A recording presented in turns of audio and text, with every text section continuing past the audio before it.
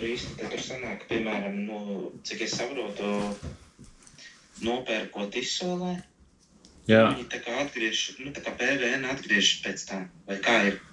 Nē, tas ir tikai PVN mašīnām.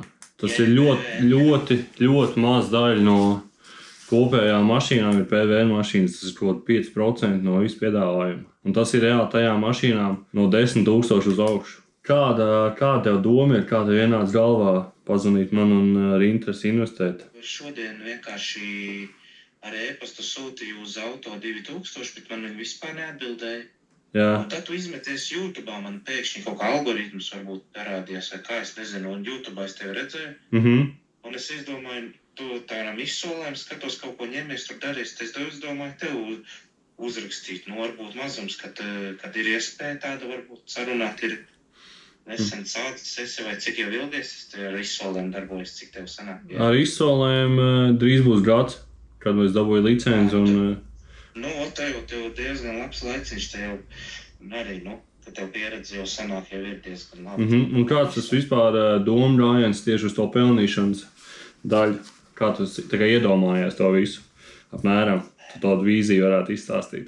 Principā ar tām naudas lietām, lai nav, lai Latvija neredz varbūt to likumiski, varbūt, pieņemsim, ir vaizi, es te varbūt kaut kā pārsūtu. Vai arī kaut kā vajadzētu mums izdomāt, lai likumiski, vai arī caur firmu vai kaut kā, ka es uz firmu gan jau kaut kā to var izdarīt, tā grāmatvedī varbūt var sarunāt, vai nezinu, kaut kā, lai es to naudu, es pats atrodos Norvēģijā, ir tāda lieta.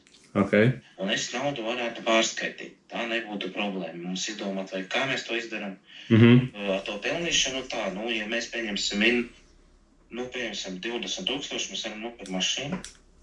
Nezinu, apmēram to summu, kaut kādu labu mašīnu, paņemt izsolē vinnēt, un noteikti, ka mēs varētu arī labu mašīnu arī vinnēt, un, tā arī kā paveicās, protams, es zinu, tur citreiz arī,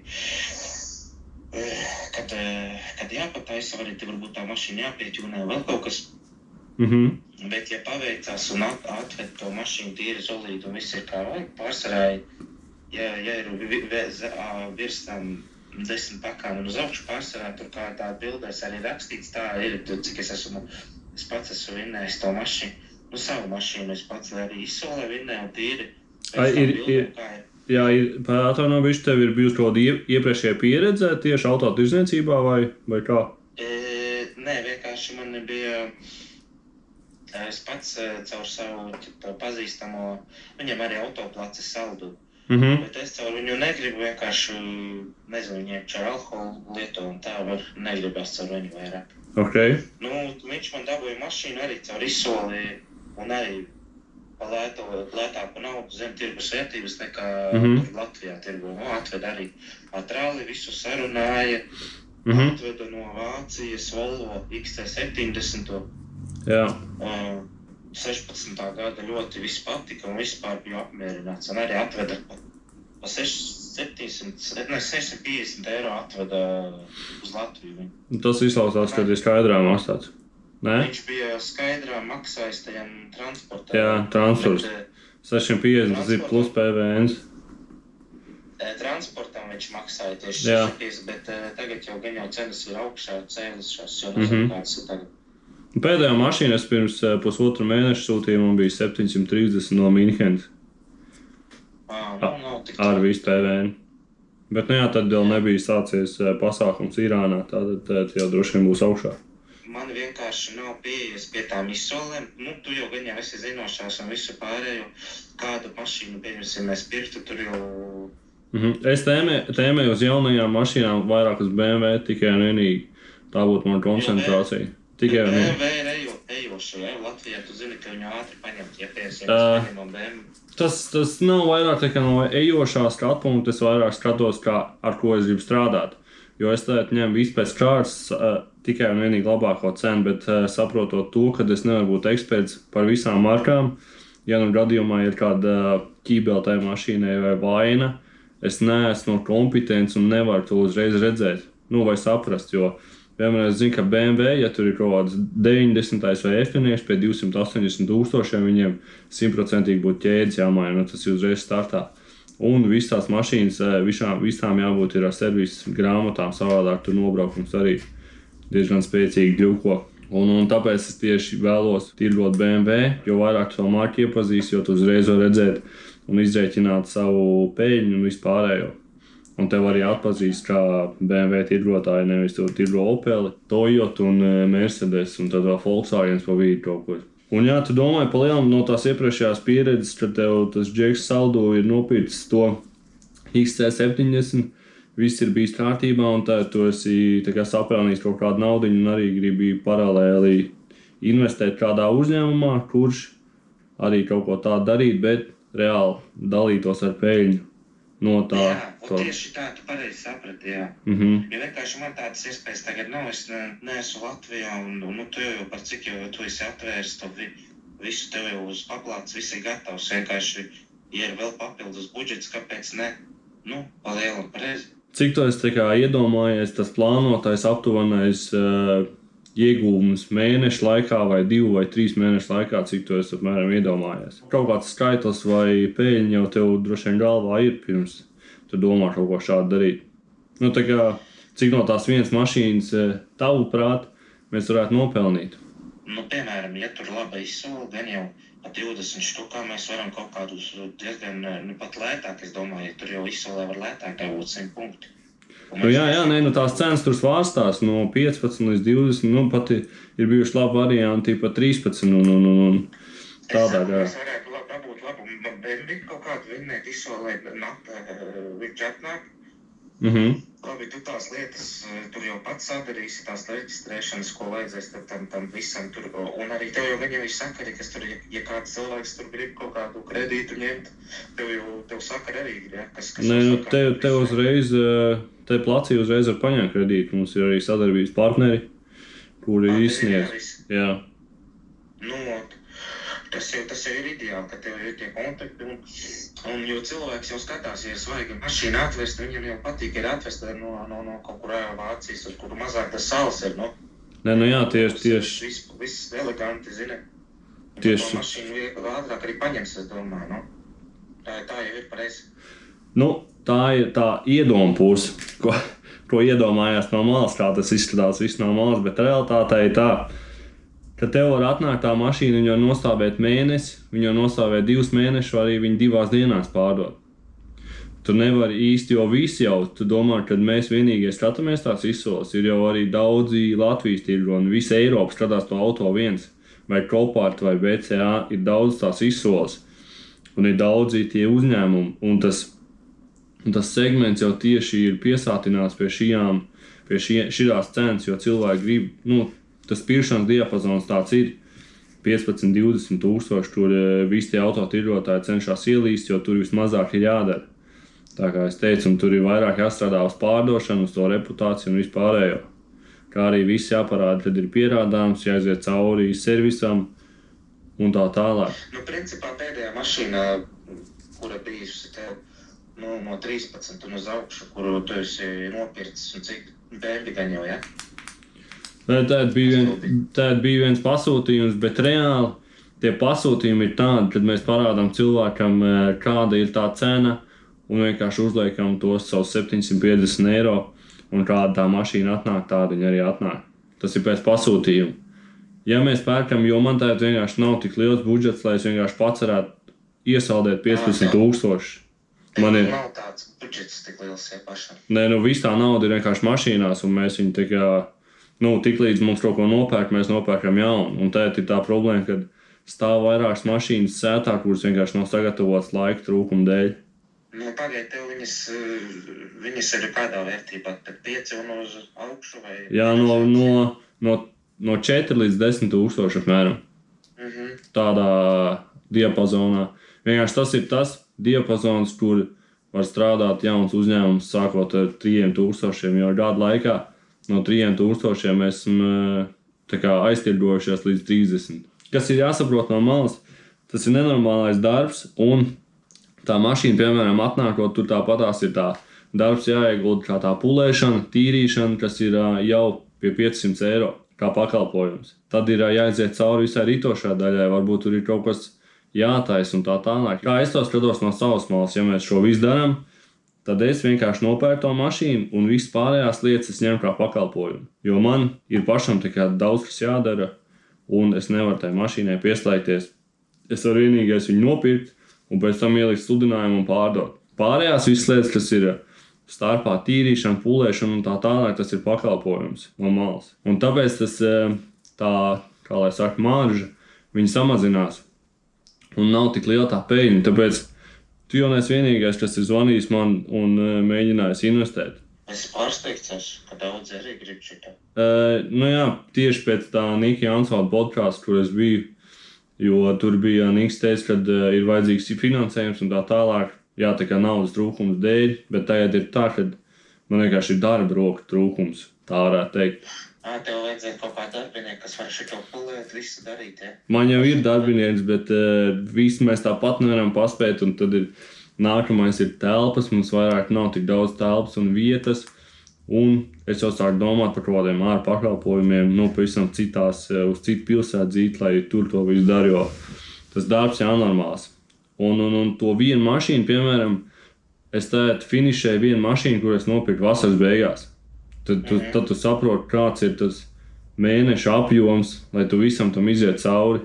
Reāli sagatavošanā mašīna, ja viss ir kārtībā, tā ir nedēļa. Tas ir, ja tur nav nekas jādara tehniski un tā tālāk. Tā ir pulēšana, tīrīšana.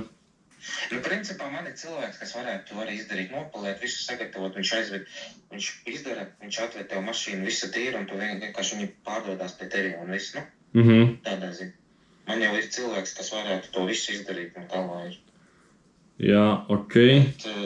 Bet tad vienkārši tev jau vieta gan jau būtu tai mašīnai vienai, tas jau viennozīmīgi būtu, tur atrastos, vai ne? Kādā ziņā? Ja nopirktu to mašīnu, tev vieta būtu, kur viņu turēt. Jā, tirgošanas vieta, protams, būs.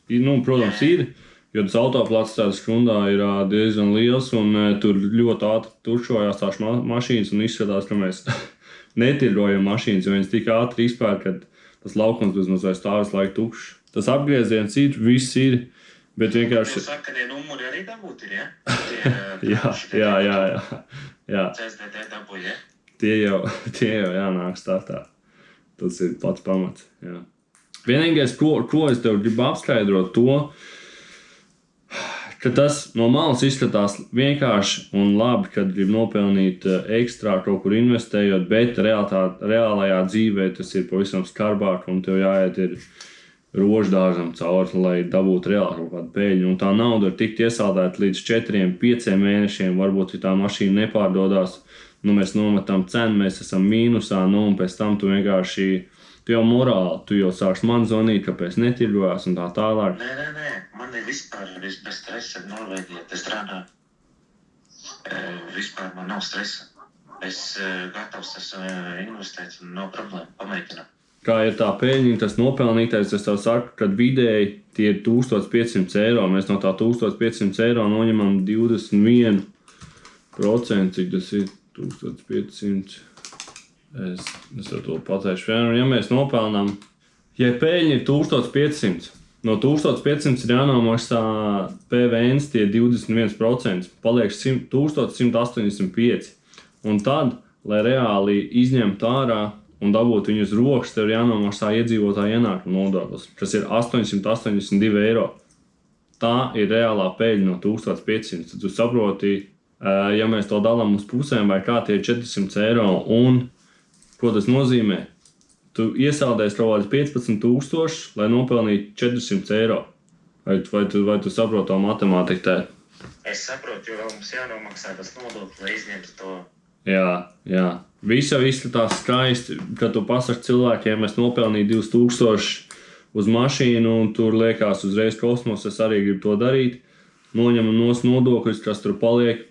Un vēl beigās daudz cilvēku nerēķina savu darbu, laiku, un viņiem viss kaut kāds šķoms tur garažā satīra un tā tālāk, kurš neierēķinās kā izdevums, un tev jānomaksā pilns nodoklis par to. Tur ir lielākā problēma.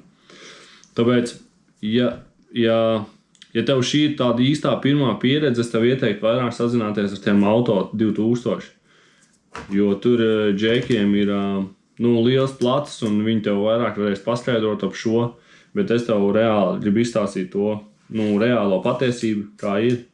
Un par 1500 eiro būs diezgan grūti dabūt lielāku peļņu, jo tāds vienkārši ir tas tirgus. Mēs neesam vienīgie auto tirgotāji, visa Eiropa skatās tās mašīnas, un cilvēki jau arī nav gudri un nav stulbi, un tēt viņi vairāk cenšas pieiet pie tā auto tirgotāja ar pieredzi, un kurš tagad pasūta pie viņiem.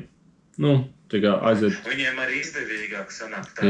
Jā, tieši tā. Zem tirgus vērtības viņi ir iegulēti. Tieši tā. Tāpēc... Viņi nopērk, kad jau ir atnākusi, tev ir cena dārgāk. Jā. Tā ir.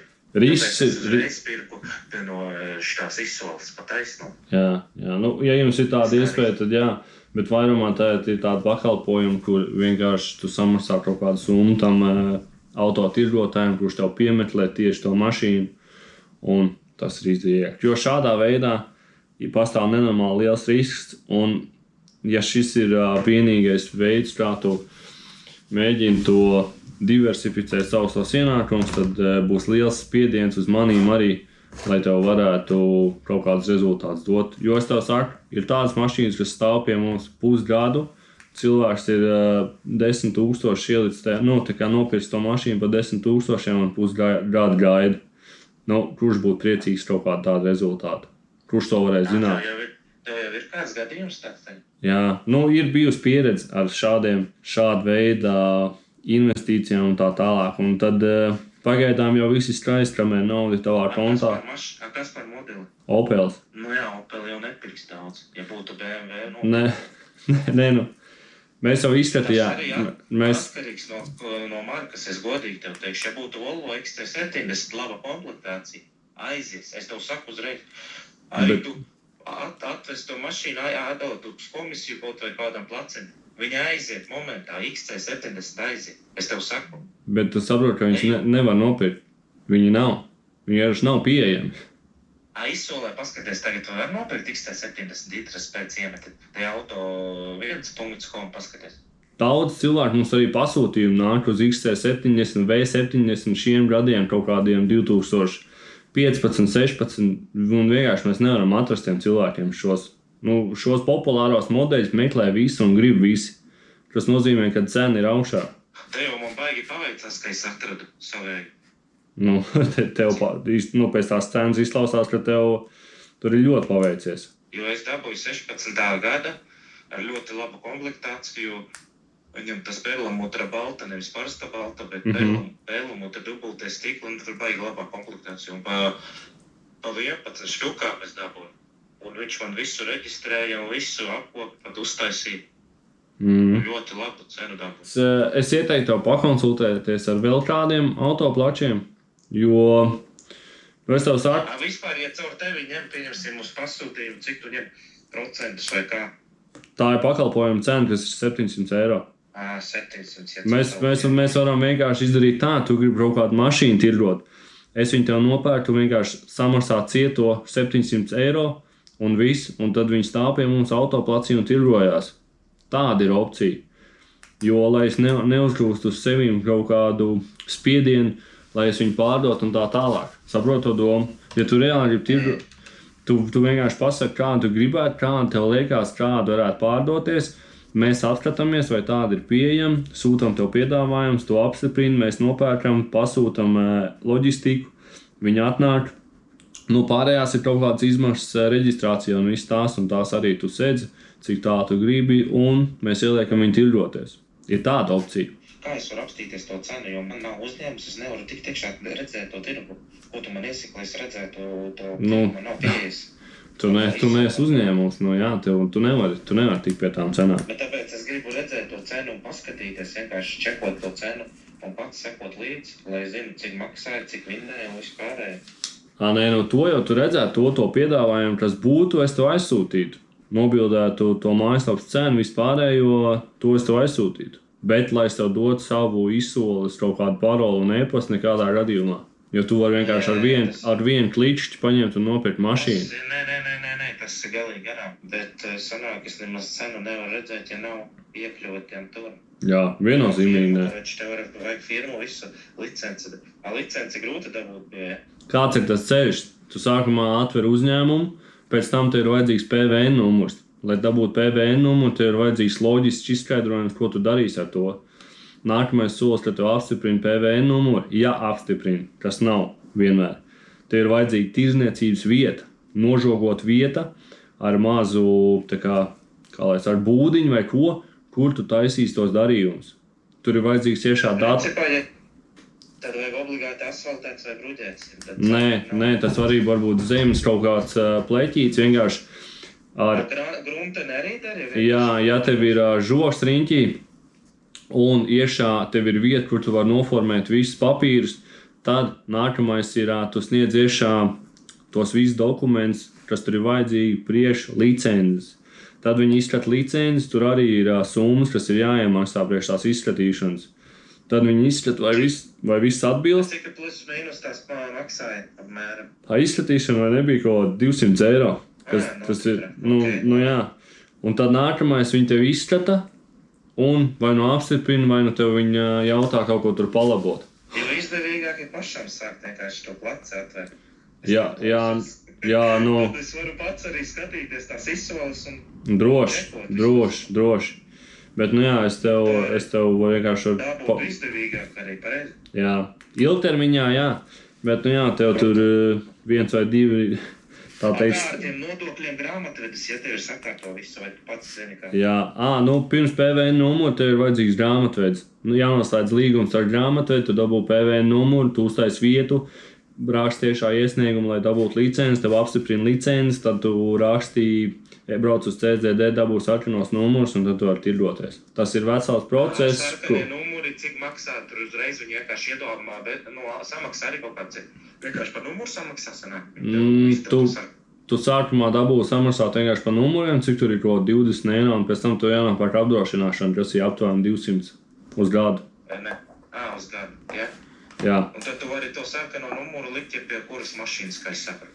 Jebkuras mašīnas īsti ne, tu viņus vienkārši var likt, ja tā mašīna atbilst ceļu satiksmes noteikumiem, un ja viņi neatbilst, tu tur atbildi pilnā apmērā par viņu, un ja tur kaut kāda mēsla ir, tad ir mēsla. Principā sanāk tā, man ir jānopērk kaut kāds zemes pleķīts vienalga, kur es varu uzstādīt žogu, runteni, būdiņu uzstādu. Un principā es jau varu sākt jau tur papīru skāpot un visu, un es varu dabūt tad visu. Jā. Tā tas izklausās pavisam vienkārši. Tas nav nemaz tik sarežģīti, es tā realistiski. Virspusē, protams, nav. Jā.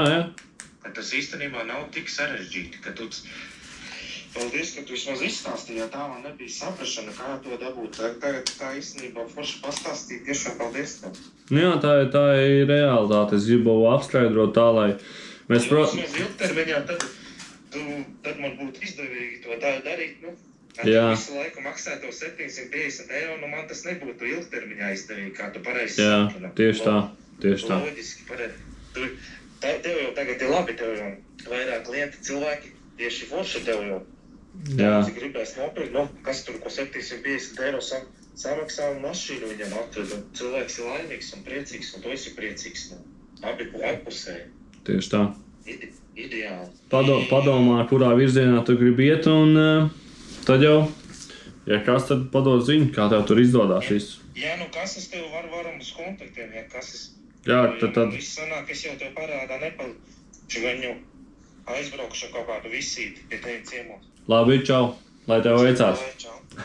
Tad tā, Džeks gribēja ieguldīt, investēt apmēram 20,000, bet redzējām, kā tā saruna beidzās. Un šis nav bijis vienīgais zvans vai potenciālais investors, ar kuru esmu runājis. Dienas beigās viss tas darbs un to, ko es ieguldu garažā, ieguldu savā laikā un savā pieredzē šeit, un lai vēl beigās ar to visu dalītos uz pusēm, es vēl neesmu tajā līmenī. Tāpēc es viņus mēģinu atrunāt no šī visu, jo tas tomēr ir risks. Katrs auto, ko mēs nopērkam, tas ir risks. Tāda ir auto tirgotāja dzīve. Un daudz cilvēku to risku nesaprot. Kad viņiem ir kontā tā nauda, viņi saprot, viss kārtībā, es gribu investēt, viņiem jau griežās cipari, ka tur 1500, 2000 būs tīrā peļņa un viņš iebāzīs viņu kabatā, bet realitātē tā nav. tāpēc es mēģinu tos cilvēkus pārliecināt, lai tā nedara. Un īstie autotirgotāji zinās, ko nozīmē tirgot automašīnas. Tā kā varbūt šis video bija liederīgs, varbūt ne, bet ja tu esi kādreiz domājis nodarboties ar autotirdzniecību, tad domāju, ka šī saruna ar šo potenciālo investoru, kuras apgaismoju, tev palīdzēja. Izvēlamies savus auto droši. Un kur mēs liekam naudu?